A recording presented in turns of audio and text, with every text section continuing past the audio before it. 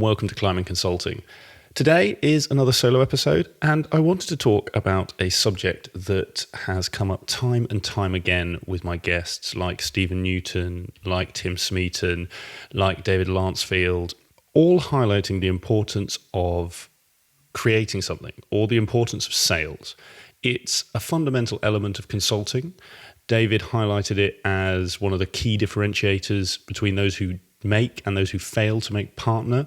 Stephen highlighted how it's a skill you need at all levels, as Tim did. And I'm inclined to agree with all of them, that if you look up in your firm, whether you are junior or senior, those who have done the best are the ones who have been able to make that transition from simply doing the work to be able to identify, shape, and then sell the work. It's a critical skill, and I wanted to share some of my advice aimed at the junior end. I left consulting as what my firm called a senior consultant, so the sort of middle grades, upper junior, lower middle, depending how you want to pitch it. And I wanted to share some advice for those grades, because I think very often those of you who are in the junior grade sometimes think, oh, I hear this advice, I've listened to those episodes, I want to do some more BD, but I'm not a partner. I can't go into the CEO's office and sell him a bit of work. What can I do?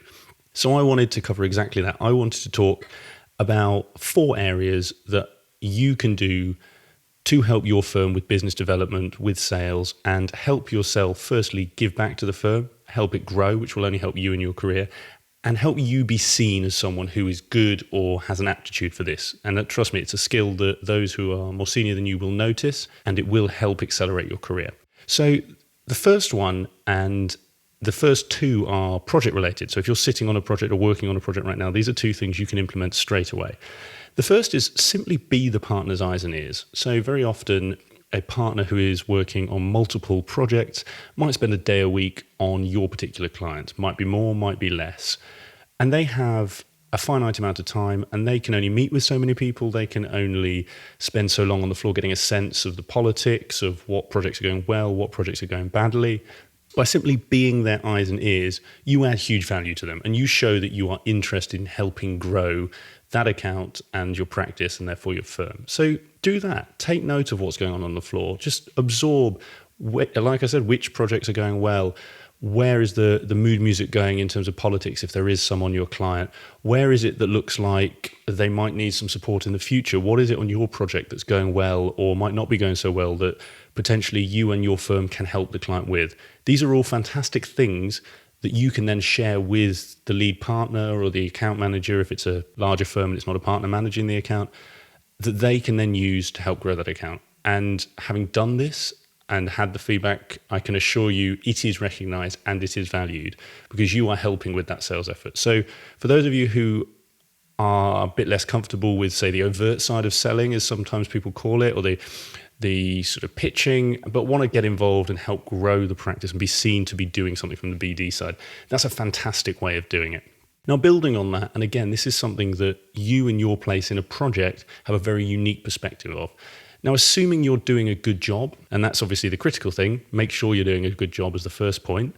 You are likely to be working with stakeholders who might be outside of your partner's circle or network in the firm. So you might, let's say, be working in one area. Let's say you're working in business change, doing an IT project, and because of that, you're working with stakeholders across the business. And you've developed a really good relationship with the head of operations because you've done a lot of work with him. Now, it's usually actually quite difficult for those who are senior in your firm in a sales capacity to make that cold outreach or that cold intro. And the reason for that's quite simple.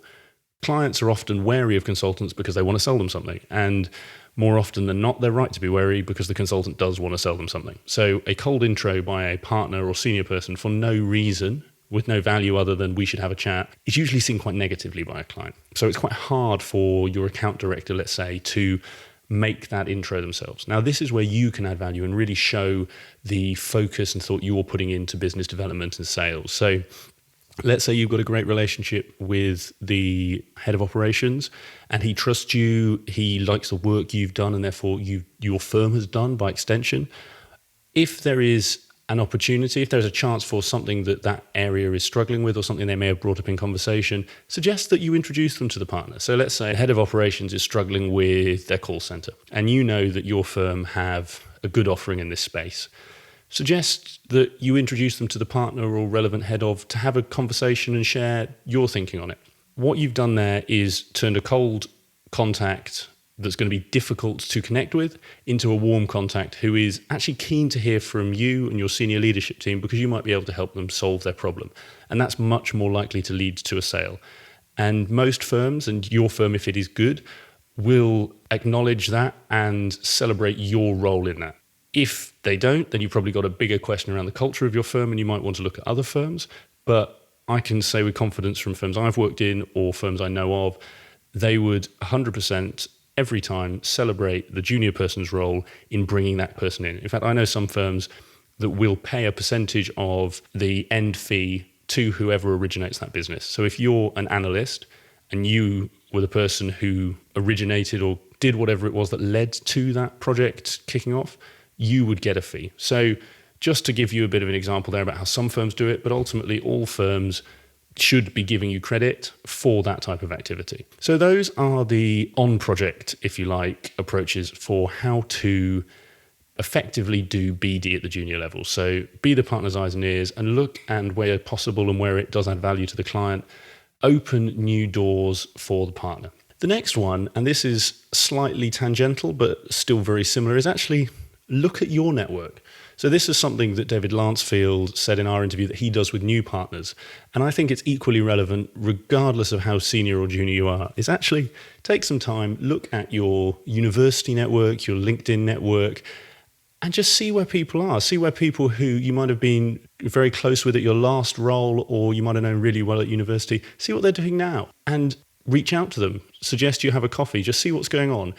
It's not the case that every person will have some work or that they'll want to work with you. You know, some might not even want to talk to you, but you are likely to find 1 or 2 out of 10 or 20 who are working in your industry and either have a problem themselves if you're sort of a bit older and more senior, or are working for senior people who you can introduce someone in your firm to. So a common one at sort of graduate or second job level is an EA role. So very prestigious in industry to support an executive as their executive assistant. So provide sort of that analysis, that strategy, that sounding board.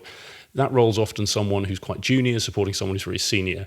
If you've got anyone who is filling a role like that in your network, maybe they're the sort of person who you can have a chat with and then potentially put their boss and one of your partners together. It's a fantastic way to open a door, could lead to some business. And again, it puts that person, that partner or senior leader in front of someone who they never would have been able to meet otherwise. And that is a massive tick and a massive win for them.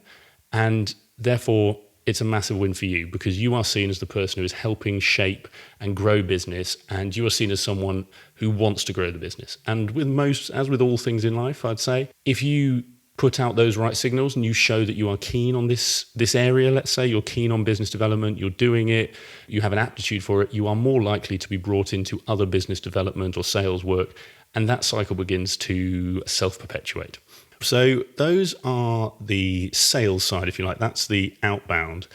The last point, and I break this into 2, is what I'd call the inbound sales. And it's not always as overtly called sales in most businesses, but I'd argue that it's just as valuable as the areas I've just mentioned. And there's 2 parts to this. There's recruitment and brand, and they do interlink. So on the recruitment side, you might be listening to this and thinking, Nick, I don't really fancy going and pitching to my client to speak to my boss. I don't really like that. I don't really fancy messaging an old friend of mine and saying, should we have a coffee? It's just simply for business.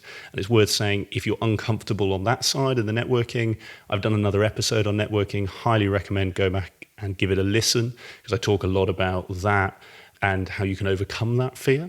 But if for whatever reason that's not your bag, the other side of sales is recruitment. Now, you're probably thinking, well, that's not sales. How does that help bring in money to the firm? Well, it's quite simple.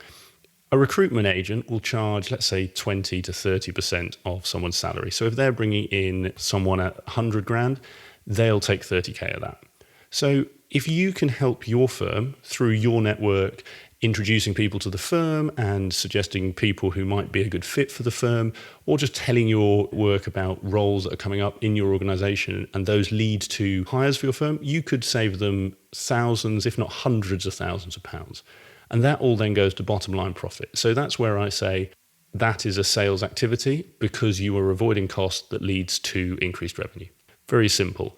The brand side, and again, this is more to play to different skill sets. So it might be that you are less comfortable doing that one-on-one side, but you like big events, let's say. How can you help build your organization's brand? The consulting market's super competitive, not just for winning clients, but also winning consultants. You can come out of the right level of firm and you have your pick of where you go next. And for a lot of consulting firms, they are battling with other firms on talent. Their pitch to clients is, we know this stuff and we've got really good people who can do it. So they need to get the best people. And the key way really that you do that, other than the recruitment and the personal networks that I've just spoken about, is raising the brand, making your consultancy look and be better than others in the market. And this again is where maybe those of you who have experience running events or sort of bigger scale projects can use those skills. So could you run something that raises your profile in an industry? So when I was in my consulting firm, we ran a networking event for young people in insurance. Myself and a couple of colleagues, we ran this every 6 months, brought together about 50 people from our specific area across consulting and insurance to network, listen to speakers, and just generally discuss the industry. And this helped build our brand and led to a lot of inbound recruitment inquiries and actually some hires. Now, that again talks back to the recruitment point. If you can do something that builds your brand and makes people want to work at your firm, that will save the firm money, that will make it more money. So there again, just a really easy way for those of you who are more junior to get involved. It's actually also a great way to get a lot of senior exposure because senior people are very keen to get involved in these sort of events. It gives them a good chance to reach out to old contacts because maybe you need a speaker, let's say. Again, a great way to introduce people to your firm, or just a good way for the senior members of your firm to get back in touch with people who they may have drifted out of touch with. And all of this will have a residual glow on you and your aptitude for sales. So there is a very short bit of advice, hopefully useful for those of you. As I say, I've targeted this at the more junior end, but I think a lot of these skills are equally applicable at the more senior end. David Lancefield highlighted the network mapping is something he does with partners. I think the recruitment and the brand side is equally valid no matter what grade you are, but hopefully this has helped those of you who may be sitting in the junior grades and just thinking, Nick, I can't do anything in BD. I'm not a partner. I'm not an expert in this. I can't go and pitch to a CEO, so I may as well give up. Hopefully this advice has shown you that's not the case and there's actually a lot you can do. Really keen to get your feedback. Let me know what you think of this.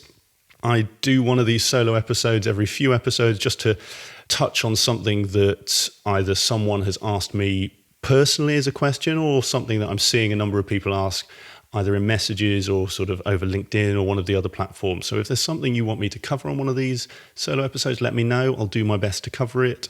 Just drop me an email. It's nick@climbinconsulting.com. Thanks a lot and all the best for the rest of your week.